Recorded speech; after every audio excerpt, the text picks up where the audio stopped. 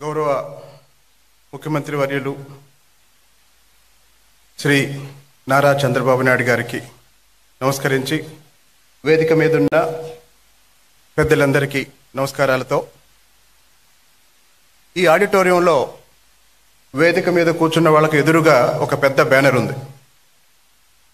ప్రజాస్వామ్యం వర్ధిల్లాలి. హాల్లో కూర్చున్న వాళ్ళు వెనక్కి తిరిగి చూస్తే కనిపిస్తుంది. ప్రజాస్వామ్యం వర్ధిల్లాలి. 1947 ఆగస్టు 14వ తేదీ అర్ధరాత్రి మనకి స్వాతంత్రం వచ్చేంత వరకు ప్రజాస్వామ్యం అంటే మనకు తెలియదు. ఇందాక గౌరవ ముఖ్యమంత్రి గారు లోపలికి వచ్చేటప్పుడు ఒక ఎగ్జిబిషన్ చూపించారు.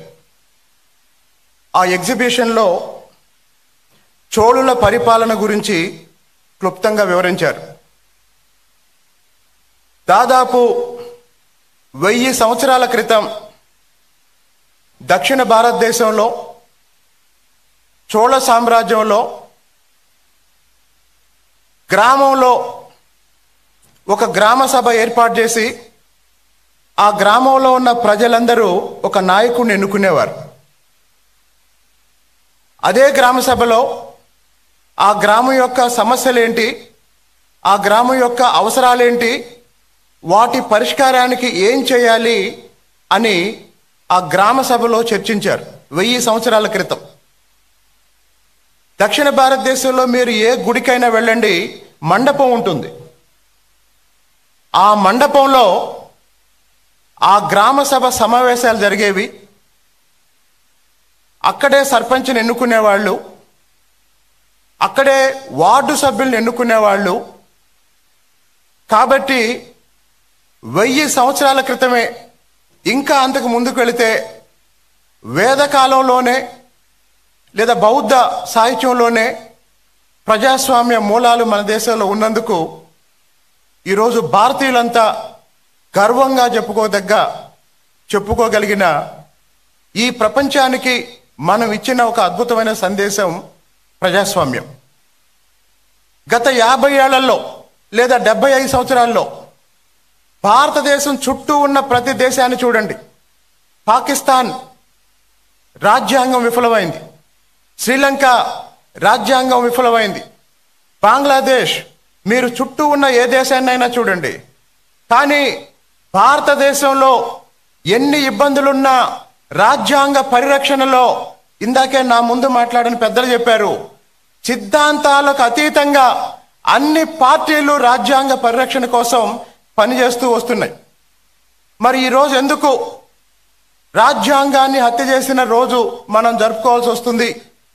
ముఖ్యంగా ఇందాక ఒక మిత్రులు అంటున్నారు, అసలు ఎమర్జెన్సీ అంటే ఈ తరానికి తెలుసా? ఇక్కడ ఉన్న వాళ్ళల్లో సమరం గారు లాంటి పెద్దలకి, చంద్రబాబు నాయుడు గారు లాంటి పెద్దలకి ఎమర్జెన్సీ వల్ల ఏర్పడ్డ రాజకీయ పరిస్థితులు కొంత చూసుంటారు. కానీ నేను 2 నిమిషాల్లో చెప్తాను.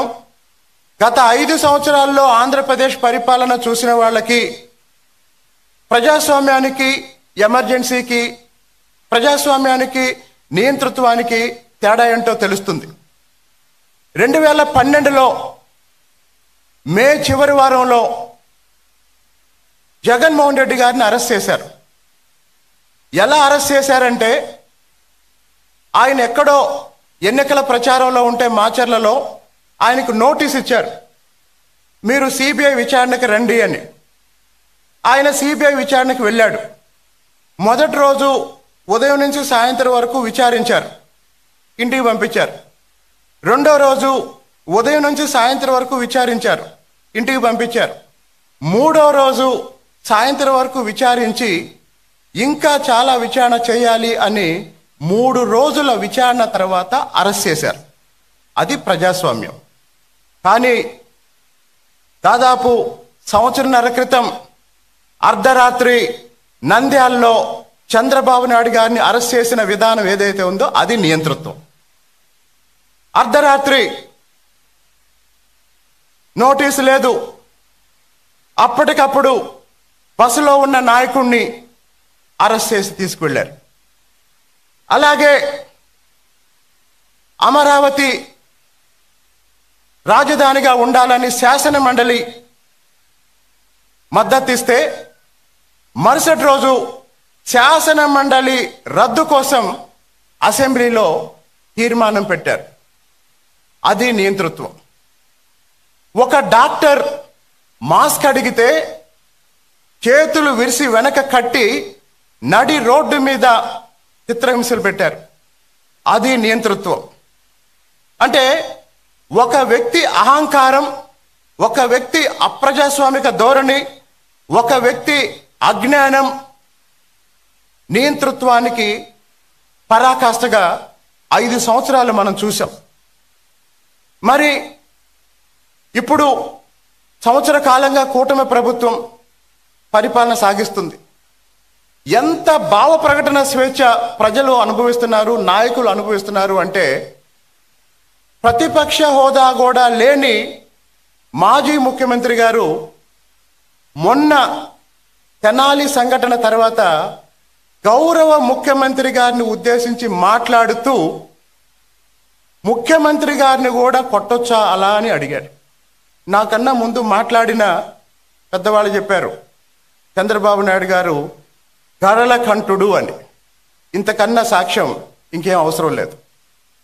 కాబట్టి ఈ ప్రపంచానికి భారతదేశాన్ని ఆధ్యాత్మిక గురువు అని చెప్పుకుంటాం. మోడీ గారు ప్రపంచానికి 11 సంవత్సరాల నుంచి భారతీయ విశిష్టత ఏంటో ప్రపంచానికి చూపిస్తున్నారు. నిజంగానే ప్రజాస్వామ్య పరిరక్షణలో ప్రపంచంలో అతిపెద్ద రాజ్యాంగం మన రాజ్యాంగం. ఇందాక నేను చెప్పినట్టు చాలా దేశాల్లో ప్రజాస్వామ్య ప్రభుత్వాలు ఏర్పడ్డాయి, కానీ తర్వాత నియంతలు వచ్చారు, రాజ్యాంగాన్ని పక్కన పెట్టారు, వాళ్ళ ఇష్టం వచ్చినట్టు పరిపాలిస్తున్నారు. కానీ భారతదేశంలో 75 సంవత్సరాలుగా అంబేద్కర్ రాసిన రాజ్యాంగమే ఈరోజు భారతదేశాన్ని రక్షిస్తుంది. లేకపోతే గత 5 సంవత్సరాలుగా జగన్మోహన్ రెడ్డి లాంటి ఒక ముఖ్యమంత్రిని, ఒక నియంతని, ఒక అహంభావిని, ఒక అజ్ఞానిని చూసిన తర్వాత ఇప్పుడు ప్రజాస్వామ్యం అంటే ఏంటి, స్వేచ్ఛ అంటే ఏంటి, పౌర హక్కులు అంటే ఏంటి ప్రజలు అనుభవిస్తున్నారు. ఆఖరిగా ఒక ఉదాహరణ చెప్పి ముగిస్తాను.